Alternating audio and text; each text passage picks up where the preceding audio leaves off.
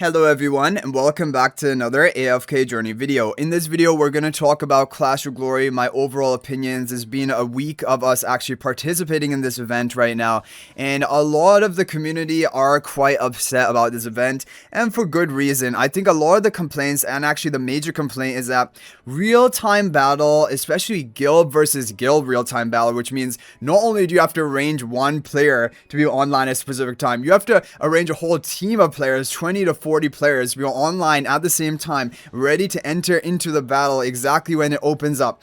This is asking for too much for a game where AFK Journey has always been more casual focused. It has been targeting and basically rewarding players who just log in once per day, do your daily quests at your own convenience whenever you're able to log in. Now, this is what AFK Journey is designed around, and I think that is a great feature. It gives flexibility to busy people. It gives that you don't have to log in at the same time, any specific time every day. You just have to remember within that 24-hour period, one time you have to log in, get your stuff done, and basically you can progress. You can be completely contributing to your guild. You can be a very basically effective player in all ways just by that one login. But what this event does is it means unless you can log in at a specific time, and I know the time is voted on by your guild, but there are only two time choices. It's not like everyone gets the time that they actually wanted.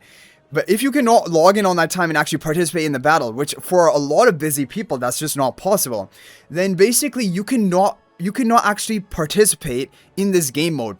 And I want to show you something. There are two guilds right here, New Dawn and Team Taiwan. You might be looking at them and being like, oh, they must just be a completely inactive guild, right?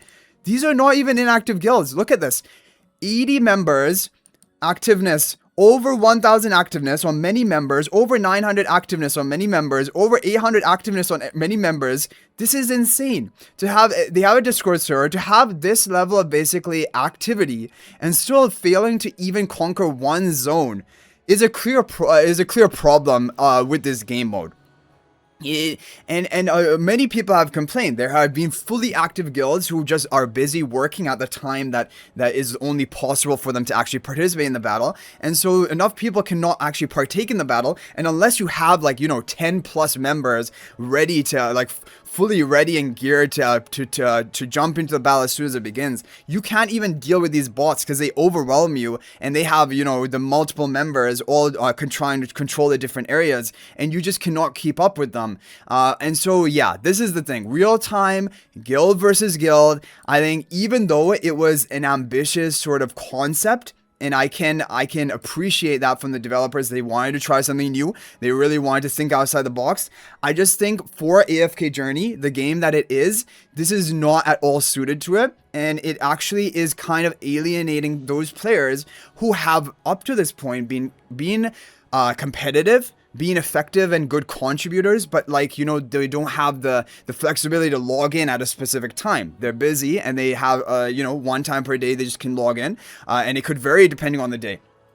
So yeah, I think it is alienating those players. It is alienating some active players. And really, honestly speaking, guys, the only people who are actually like our guild and Nexterac, Bastion, these guilds, they have to be try hard to an extent. They have to be coordinating this. They have to be pushing people. You need to log in at this time. This is what you have to do. Otherwise, you would not have had this level of control. You would not be able to consecutively defeat bots. Even this guild, Blackpink, they were able to win on the first bot match, but they didn't win on the following up bot match because they probably just didn't have enough members online. There's no difference in difficulty between the two bot matches. It's just about how many members you have online at this specific time.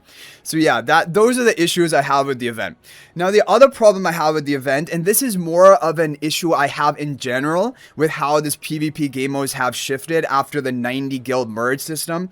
Both Clash Fronts and Clash of Glory now, they have limited participation of the members. Clash of Glory will limit it at maximum 40 out of your 90 guild members that can even be signed up. And if you guys don't know how it works, even if these 40 members are signed up, it's a first come first serve. So the statue battle, which is actually going to appear whenever the battle begins, the first 20 people from this group of 40 that you sign up, the first 20 to actually enter into that battle, they're the ones who can participate. No one else can join after that point. Even if they leave, they have the permanent entry spot, basically token. No one else can enter into that statue battle. The reason they're 2 teams is eventually you're going to be able to attack one zone, defend one zone at the same time, and then you'll have to coordinate 2 different teams. If you already didn't think having coordinating one team is hard enough, you'll have to coordinate 2 different teams of 20 different members. But anyway, my whole point behind this is that if it's first come first serve anyway, why couldn't it have just been you approve your entire 90 member guild roster, every single member approves, and then the first come first serve people just are able to participate? Like, I know you might be thinking, well, what if you don't want, like, you know, random people to enter in, you want your strong players to get a reserve spot? Well, guild leaders could still have control and to sign up out of those 90 whoever they wanted to, but why couldn't the cap and the limit be 90? That's what I don't understand, right? And really, the same problem was in Clash Runs. Why couldn't all 90 members participate in Clash Runs? Why was it only 30? These are issues which I think alienate a big portion of your guild. It makes it so that the other guild members feel like, what am I even doing here other than just basically claiming the rewards? You are doing the crystal mining, you're doing the plundering, and definitely, I mean, I can't complain about the rewards of this event. When we evaluate the rewards, they have been pretty generous. The rewards of the event are generous. Everyone will be able to clear out the shops as long as you're doing your daily crystal mining and plundering, even if you're not participating in the real-time aspect. So you are fine on that front, but it's just about the game is not really engaging players. It's not really feeling like people are participating or making a meaningful contribution. And also, it is forcing you to be online at a specific time, which is very, it really can annoy certain players who just want the flexibility and the freedom to log in whenever they want, right? So next I wanted to come to the actual battle itself, the statue battle. If you have not participated in the statue battle, trust me, you are not missing out on anything. In fact, consider yourself lucky, because fighting in these battles is basically a very mind-numbing, almost mindless activity. You're just going around the map, spamming your attack button while you're running around, trying to lock on to as many enemies as possible, and then some other people on your guild are just going to be sitting, manning those different objective zones, the 3 different zones, just trying to earn those crystal rewards. I know we are facing bots right now, that could be one element of it, but I'm honestly, even when we do face actual guilds, it's just going to come down to the activity of the guild. Do they have 20 members present right from the beginning? If not, the one with 20 members probably is going to overtake them. And the other part is going to be which has a stronger player roster, because if you have the same number of players battling, it's just going to come down to how quickly can you defeat the enemy teams, knock them out, and basically remove them from the battlefield. And then that'll just come down to power level.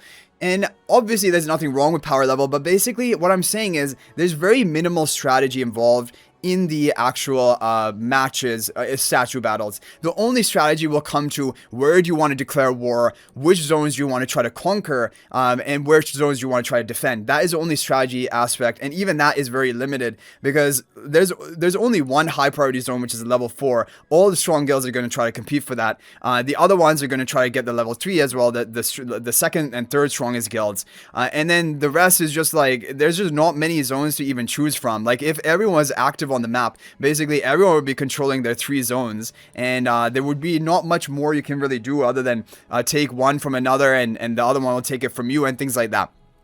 So basically, even compared to Clash Runs, I believe the strategy element is lower.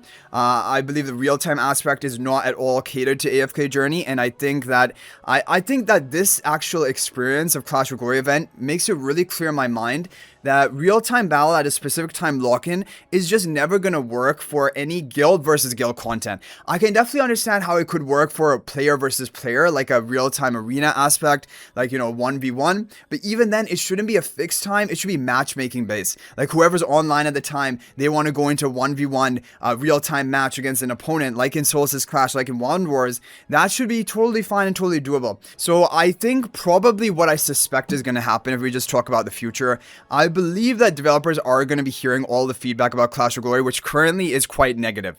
And this was an experimental, like, sort of test trial run of an event. It did replace Clash Runs for this phase.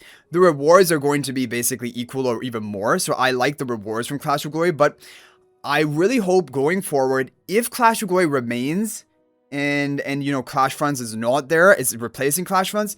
I think major changes have to be made to Clash of Glory, and I think that they should encourage more participation of all members, even in the statue battles. And I think that the real-time battle aspect needs to be scrapped. It's not like there's that much engaging combat anyway in the statue battle. I think that needs to be scrapped. It needs to be turned into sort of like a lock your teams in and then auto battle at a specific time, just like Clash Runs, just like Supreme League, and not needing to log in at any specific time. I think that's what needs to be done for Clash of Glory, because right now it has its problems, and the problems are quite big.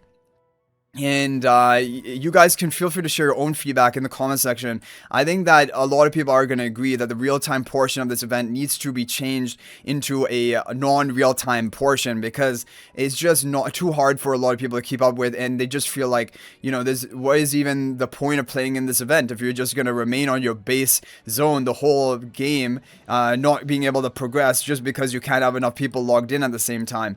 That is a problem, right? Yeah, so anyway, guys, let me know your thoughts about Clash of Glory in the comment section. I definitely wanted to make this video because I know it is people are upset about this, and I even wanted to make this video earlier on in the week, but there was just other content to make videos of, so I did definitely want to get to it, but now we were able to get to it. But yeah, let me know your thoughts if you have any other ideas of how the event could be improved in the future to potentially actually still be an enjoyable event.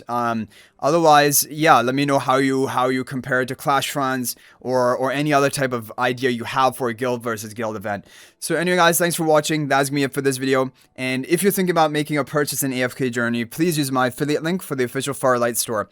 This is the best way you can support me and also gain 5% bonus dragon crystals on your purchase. My affiliate link is in the description of this video and a pinned comment, and you can actually bookmark this link in your browser, and whenever you're planning to make a purchase, just return to the bookmark link and make your purchase. It will support me and be greatly appreciated. So thanks for watching. I'll hopefully see you in the next video, and until then, everyone, peace out for now.